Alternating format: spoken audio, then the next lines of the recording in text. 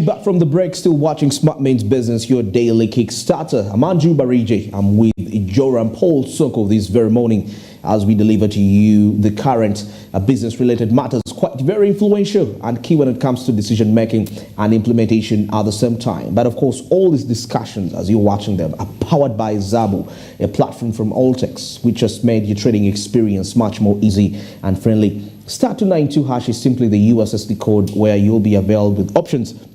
You can choose to buy government bonds and securities for just as little as 15,000. You get on shillings, but you can choose to invest more. But Zabo simply says, come with 15,000, life will be made much more easy. Markets open at 8:15 a.m. and they close at 3:15 p.m. East African time, effective Monday up to Friday, except on the weekends and the public holidays when these markets are inaccessible. But at least you have the rest of the days to capitalize and make quite some huge profits for you, and life will be made easy. There is no excuse why you don't own a government bond. Really, why don't you? Zab made this a reality. Zab simply says, my money, my future. And Altex East Africa says, do something new. Well, now heading into our business insight this morning, of course, it's something that has been going on since yesterday. We covered something regarding this. And another fresh report coming still yesterday, where Uganda scooped an award for the best investment destination in Abu Dhabi. Yes, Abu Dhabi. And something which is causing quite some interesting debates. Joram, it's very interesting. And, you know, like I told you, like whenever I look at these reports, I try to relate it to the daily life of a local investor, you know, because this is Abu Dhabi and we know, okay, yeah, we have, it's more of some sort of a foreign, you know, if I may say, because we've been having issues with tax, the investment climate, the incentives that are being offered to foreign investors, which the locals might seem to be struggling a little bit to get there, you know, might have these incentives are those, not many actually, if I'm not mistaken. You know, probably they have a certain financial credibility that they possess, and yeah, somehow they speak. You know, in Uganda, money. If you have money, you dictate something. Yeah, very true. Yes. Well, I want to believe this year started on a very good note in regards to Uganda's investment and how much we're being recognized. Yes. Just recently, when the Standard Bank Group made a report that we had yesterday in regards to the fact that Uganda is the best area of investment or trade in East Africa.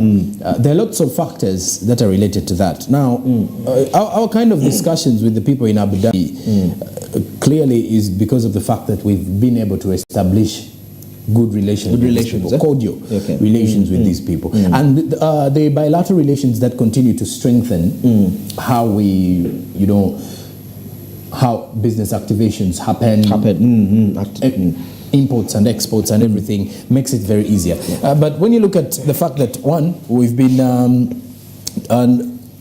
not nominated rather, but we've been voted these awards after scooping Best Investment Destination Award in Abu Dhabi. Best Destination for investment, I think it goes back to the fact that the government provides a lot of room for investors. Are coming from outside. Exactly. Since they call it a destination. Yes. Because when you come in here, last year the investors from Turkey were given land in Nakasongola. These are some of the things that, you know, if you are ranking, you would say, anyways, if an investor is coming in and they've pitched in their idea, the government is supportive, they even give them land. Now, besides that, there is a 10-year tax holiday that you're given. Any kind of investor who wants to invest in a space, once they hear all these available, whereby the biggest challenge you may face as an investor is to break through the market, because that is technically something the government is not going to help you with, because your product has to sell itself. Regardless of the fact that the government would say it is mandatory for supermarkets or retailers to have your products on their shelves,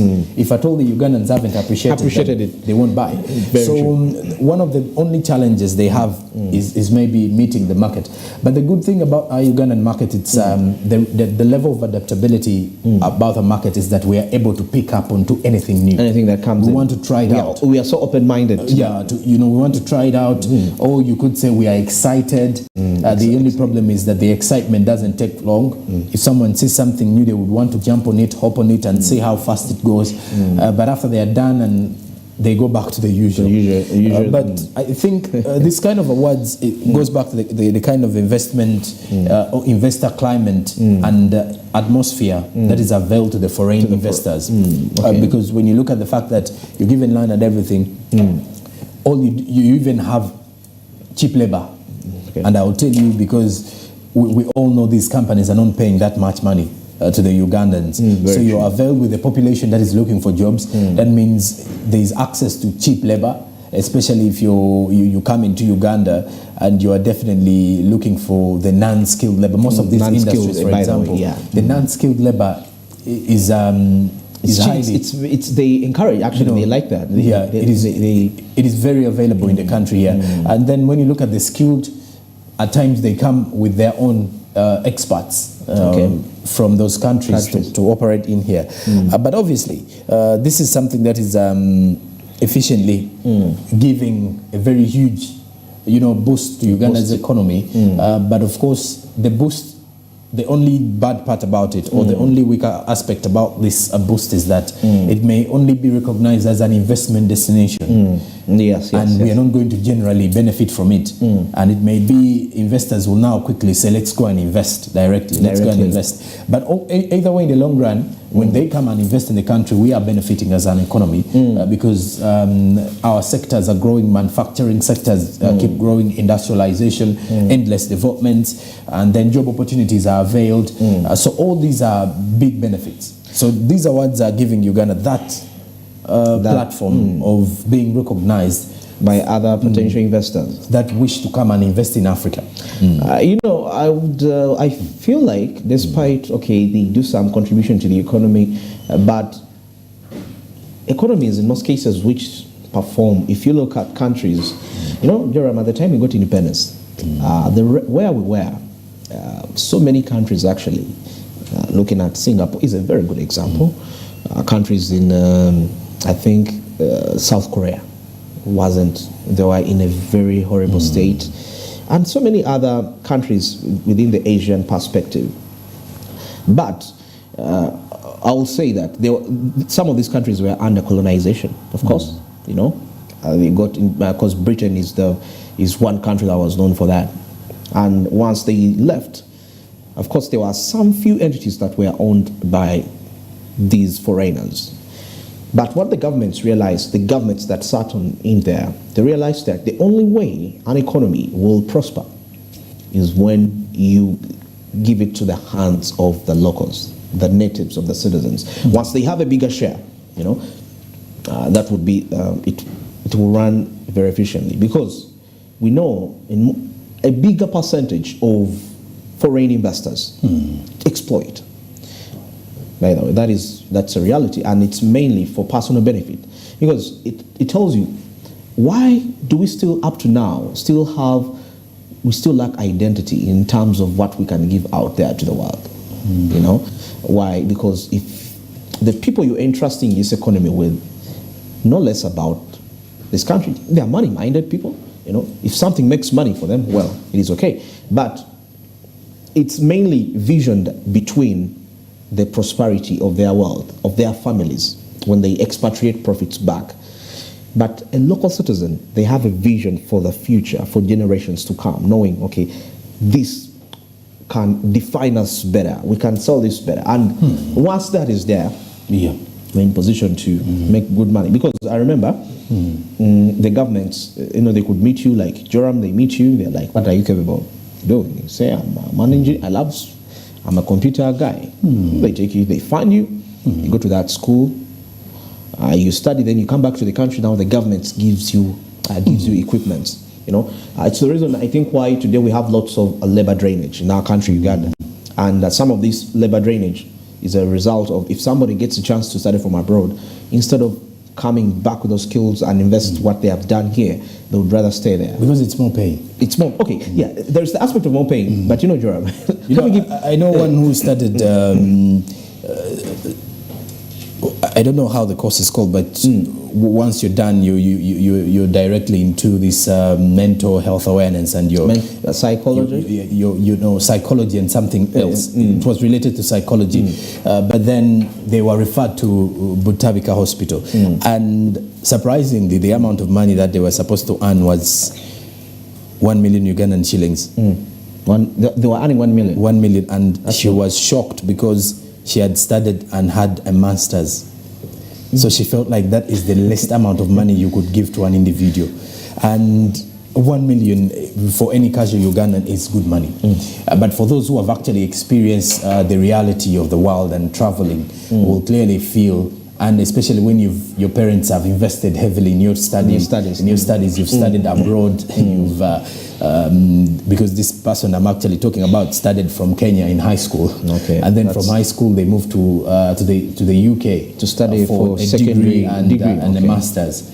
So at 24 you have your master's and someone is giving you 1 million Ugandan shillings. And you studied from the UK. other side, the people who studied the same course are earning 5 million per month, let's say, or more than that, because they will be earning in pounds. $5,000. $5,000 per month. So that means you're not competing. You simply studied just to keep a degree with you, and that is the sad part about our economy today, is that the value of your education is only recognized in the long run. You will only recognize it in the long run, not in the initial stages of life, because you have to first go again after studying. You have to go through another situation like you've not even been as to though school. you've never been to school. Okay, for me, my point here was if for example now, that's a bad picture which is being presented to the people, because if I've studied from abroad, whether on government scholarship or private, and I come back to my home country, I would expect my home country to treat me with a certain dignity. And that is, the amount of money may not be really a big issue. If you tell me, Andrew, okay, now things are like this, but come, work with this.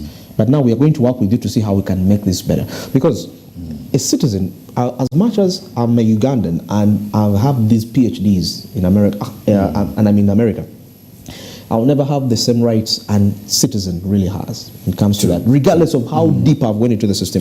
But if I'm embraced in my home country when it comes to financial stability, and I'm talking about empowering me to have more money, well, I would settle for 2 million because we have a contract saying, okay, let's build this together. I'll feel like I'm home. It's like, regardless of whether your father is broke, whether you go to America and you've been there staying with a certain family, you'll always refer to your father. Why? Because of how he treats you. You're like, regardless, this is my father. But then Ugandans now reach a place of this. You know what? There's nothing there. Let me come back. And it's the vice versa. The foreigners are the ones that have more benefits, which is like that. So now relating it all back to investment. Of course, you can join us on this discussion. What do you really think about Uganda winning the award for being the best investment destination? Of course, yes, being a best destination, investment destination. What's your take on that? You can hit us on our Twitter. That's at Smart24 TV as we have this discussion. You can put your comments in there. But now, besides that, though, let's first of all have a clip coming in from the members of Parliament who are giving their view on the same matter of Ugandans Ugandans being recognized, or Uganda being recognized in the world of investment.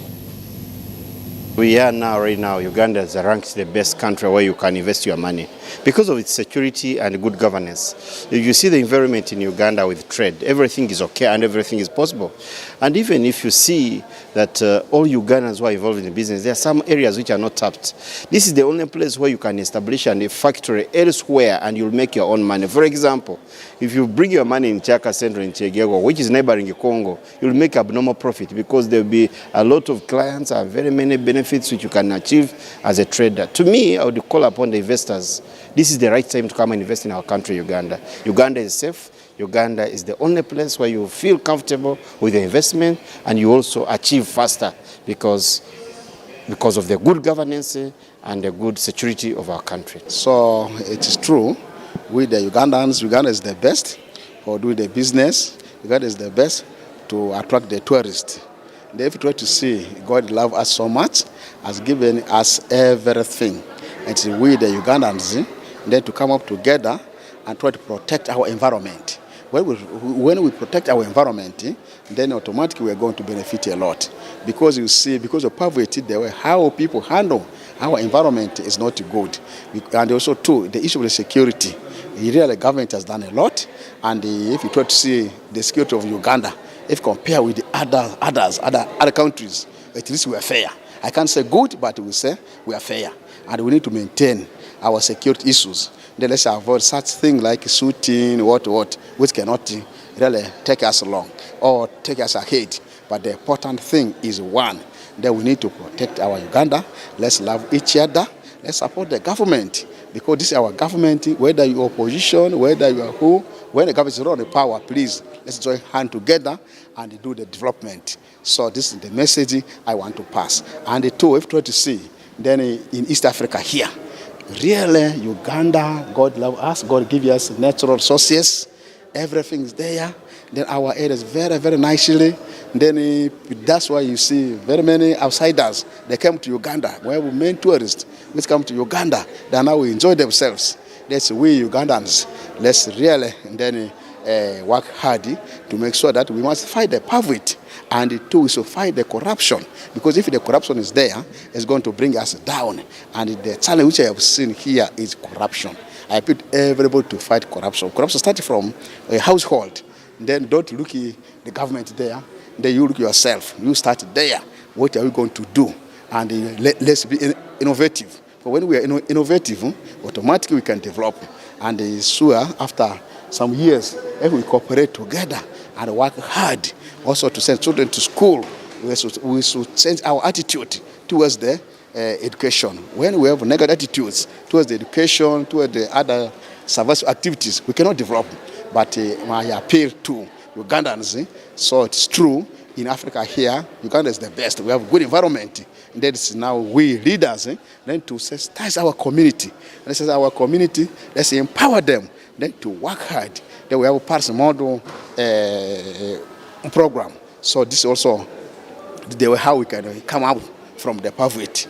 Then let's really support our programs of the government. Government has so many programs, so many activities. When we leaders, when we cooperate together and work as a team, so that then our Uganda will be the best in this country, in East Africa.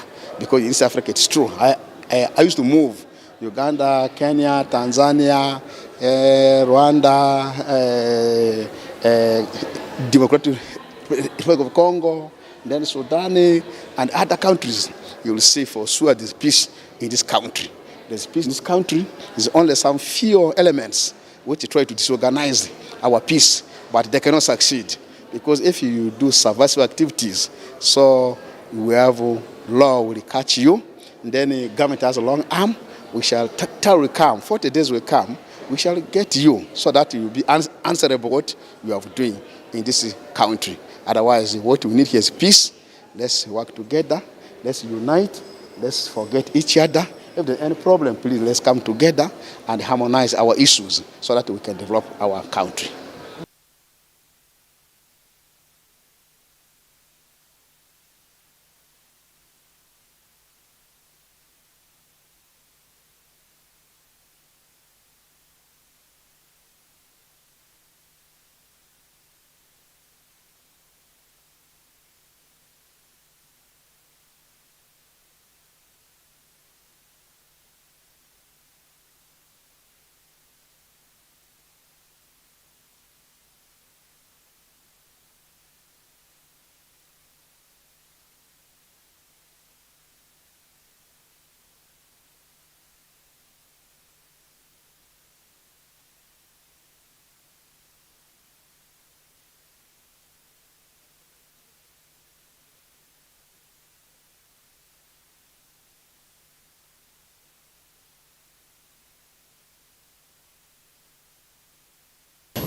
Well, of course, by the look of things there, you can see a little bit more of the statistics on how Uganda is being rated in East Africa and then Sub-Saharan Africa.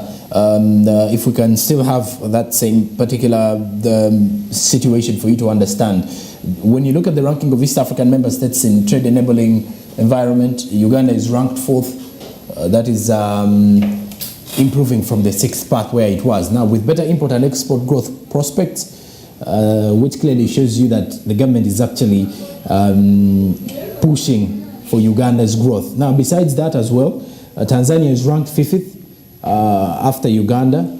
Then, according to what the study shows by the Standard Bank Group South Africa, Kenya comes in 7th, slipping from 4th. So Kenya was the one that was having a trade enabling environment. But because of a decline in credit terms and import growth prospects, I think since last year, Kenya's economy has been struggling. Yeah. And actually, the Ruto administration is making more efforts to put it back. Yeah, to put it back. And especially, I think this is the same thing what happens when you're changing governments. The change of a government, these are things that are expected. It only stabilizes after like 2 years of the current presidential rule. Sure. So the Ruto administration, his first year now is to ensure that he creates a stable economy that he can actually rely on. Okay. And when you look at the overall ranking in Africa for trade enabling environment, South Africa comes in first, even though currently the issue to do with power shortages and continuous blackouts and it is becoming a very huge challenge. Ghana comes in second, Namibia is ranked 3rd. And when you look at the infrastructure challenge as well, Uganda is one of those that actually have a deteriorating infrastructure. When you look at the roads, we have very poor roads, especially in the capital, because the capital city is the face. It's only when you go to different destinations, let's say northern Uganda, western Uganda, eastern Uganda, the roads are good. But when you look at the capital city, this is a very huge concern here. City, yeah. And then the issue to do with the airport. The airport is actually under maintenance and enlarging some of the other, because there's a terminal that is being constructed and being expanded as well. When it comes to the inland ports, we also have a very huge challenge. Very with the true. inland ports. Telecommunications, we are trying. We're trying. Telecommunications companies are working out. Maybe access to affordable internet is the only issue. Then water supply outages. I think the National Water and Sewage Corporation has tried to maybe the bills again. The bills when probably. it comes to the charges. Actually, they introduced now prepaid meters. Now, customs and trade regulations are still a bit high for the business community. But besides that, the other things are good to go. Okay. Well, very interesting analysis in there. Uganda's investment position on East Africa, of course, being on the top, toppling Tanzania and Kenya, which of course are renowned economic powerhouses of the region. Well, it's 26 minutes past 9. Don't forget the markets on the Zabu platform, which have already opened. Start tonight hash is the USSD code to avail you with options of buying government bonds and securities for as little as 15,000 Ugandan shillings. But still, you can choose to invest more than that. But Zabu says, come with 15,000, life will be made much more easy.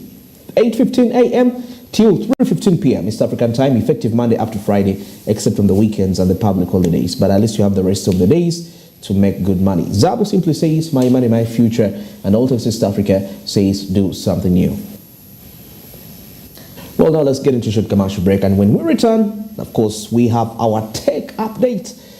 Of course, what you need to know about China's artificial sun, which was actually launched, and looking at sectoral reforms within the government when the cabinet sat down to see how which reforms can be put into place to make administrative works much more easy and efficient. More of that coming up after the break.